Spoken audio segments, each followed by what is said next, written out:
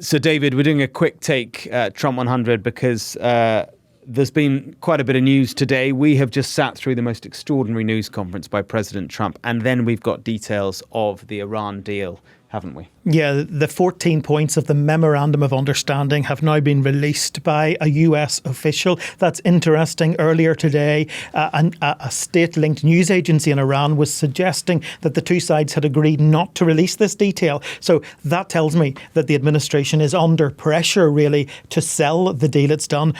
But they're going to have a difficulty doing that on the basis of what we've just received. Yeah, so this deal looks very similar, not identical, but very similar to the one that was leaked out to us yesterday, a deal which yesterday the Qataris had said looked very similar to what they understood to be the final deal. It's not entirely similar. There are some points where there are nuanced differences. We're going to go through a couple of the key points now because it's fascinating, isn't it? The big takeaways for me are the fact that they are committing to end military operations, including in Lebanon. How do they do that when the Israelis are suggesting that that is going to continue their operation against Hezbollah? So that's point one. We're not going to go through every single point. We will post it on the Sky website so you can see the details. But point one, part of it says that both sides in this MOU will declare the immediate and permanent termination of military operations on all fronts, including in Lebanon. Now, military operations, I think by most people's standards, includes someone else's military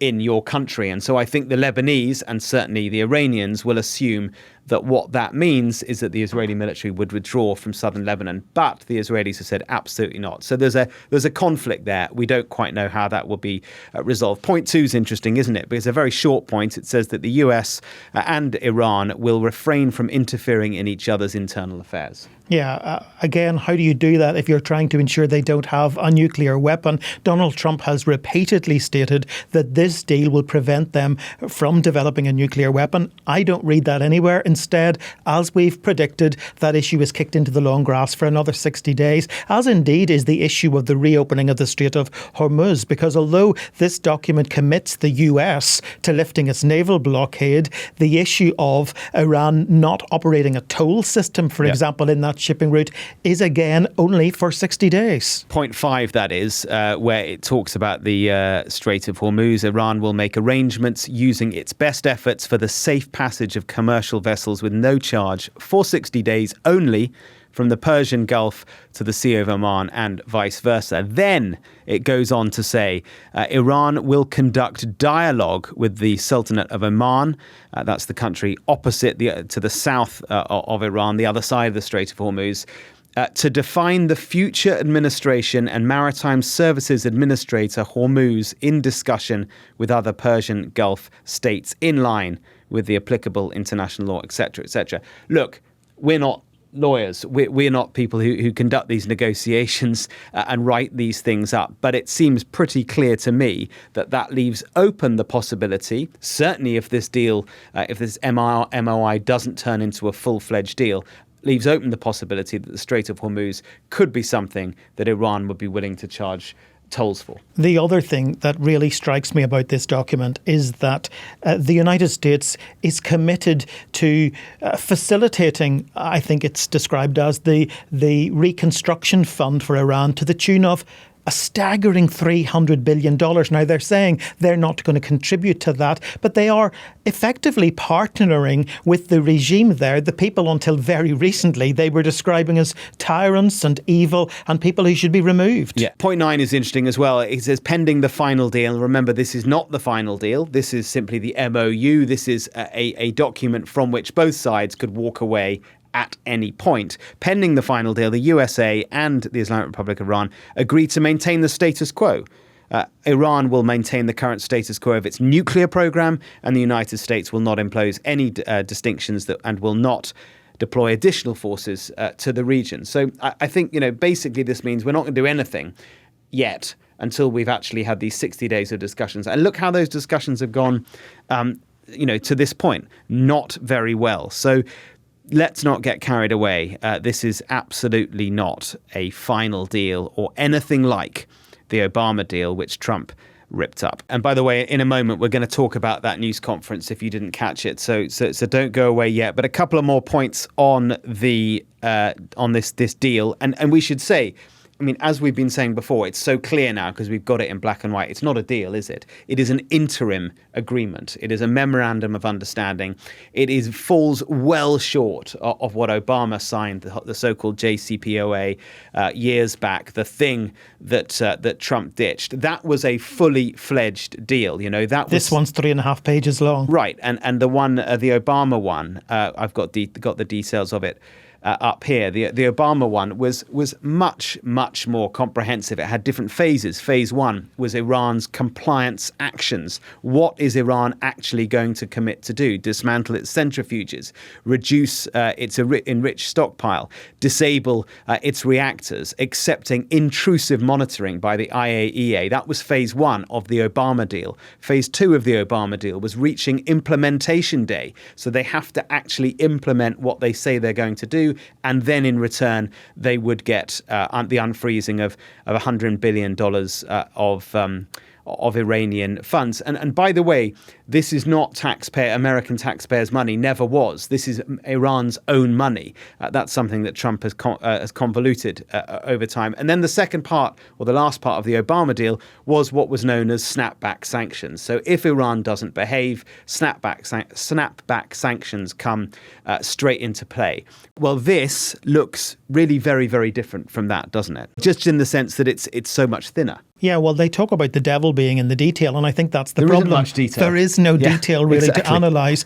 And so we have spent much of today analysing what President Trump has had to say at the end of the G7 summit. It was a remarkable press conference. He looked tired. He sounded hoarse. He came across as completely unconvincing. But I have to say, Mark, my breath was taken away a couple of times when he was talking about the regime. He claimed he'd brought about regime change in Iran, but ultimately he's doing this deal, if that's what it is, with a more hardline version of the same regime. And he actually said, I like these guys. And when pressed on Iran's missile capability, he said other nations have them.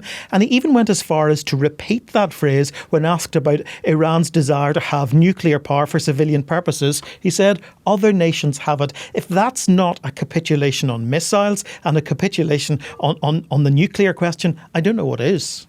David, you were watching that press conference a little more closely than I was. I was in the edit room working on something else, and every now and again I heard you and the team out here gasping. It was, I've watched bits of it back now, quite a lot of it back. It is perhaps the most breathtaking news conference I have ever seen President Trump give. He was confused at times. He was entirely contradictory of his own policy and things he said himself as recently as a few days ago. Those standing behind him, his senior cabinet members, Marco Rubio, Scott Bessent and others, looked, I thought, distinctly uncomfortable.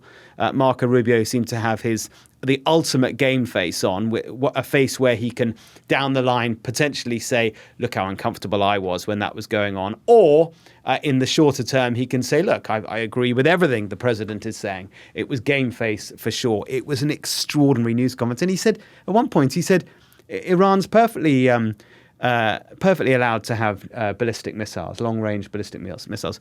Really? What on earth is he talking about? It was only a few days ago, and certainly over the course of this war, that his central thing is Iran cannot have long-range ballistic missiles. That's why I'm bombing them, because they're not allowed them. Absolutely extraordinary. And he appeared to concede during that press conference that all of this, the decision to do some kind of deal or to capitulate or to surrender, as some people might see it, is driven by the domestic agenda. He said he didn't want to see economic catastrophe. This was another takeaway quote. We've taken their money and frozen it.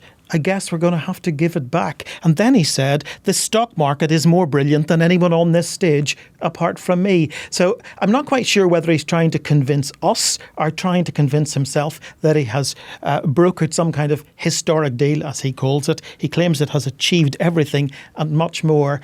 From my perspective, very far from that. Let's remember, the Americans are now signing this deal, an interim deal, with the same regime they said that they would topple, or Trump said he would topple just a few weeks ago. You mentioned the spectacular U-turn that he offered everyone at the G7, saying the current leadership are in fact very rational people. They're nice to deal with, he said. They're strong and smart people. They're not radicalized, and they are looking after their country. Well, many within Iran disagree with all of that. What I would say is that Iran is unquestionably weaker militarily. No question about that after this war that we've just witnessed. The so-called Ring of Fire, the Iranian Ring of Fire across the region, that has been hugely dismantled. No question about that. Hezbollah, Hamas, the Houthis, not nearly as strong as they were. The proxies in Syria and Iraq, not as strong as they were. Absolutely that's the case. It no longer has the menacing capability that it once did. But the regime is harder line now, for sure. The supreme leader had his whole family wiped out by the Americans. That's got to have an impact. And the IRGC, the Revolutionary Guard, still runs the show. Seems to me there's little question that Iran will feel very emboldened after this war and very pleased with this memorandum of understanding, because they will say they can walk away from it at any point. It's notable, by the way, that America's very own CIA is reported to have said that it's unlikely Iran will stick to any of the commitments in here. And it's likely that it will use the Strait of Hormuz, this new card it's never played before, a card that it now realizes is very powerful. The CIA reckons it could easily use it again. One of the other telling things is the fact that the president, we understand, is planning to return to Washington rather than to remain on the other side of the Atlantic, to be present at any signing ceremony on Friday. Now compare that to last October, when he went all the way to the Middle East for one day to be front and centre at the signing ceremony ending the Gaza war. Yeah, I was Why there. would he not want to bask in the glory of this great diplomatic triumph? Unless, of course, it is not a diplomatic triumph. He even conceded today they may sign tomorrow, maybe the next day, and they will most likely sign. When pressed on whether or not he'd go there, he said, I might. Fascinating and extraordinary. David, that was fun and quick. I hope you enjoyed it. Martha and James will be back for the Insider episode this weekend. If you subscribe, you'll get it. If you don't, you won't. So make sure you subscribe. In any case, we will be back on Friday with the regular episode. Bye-bye. Bye-bye.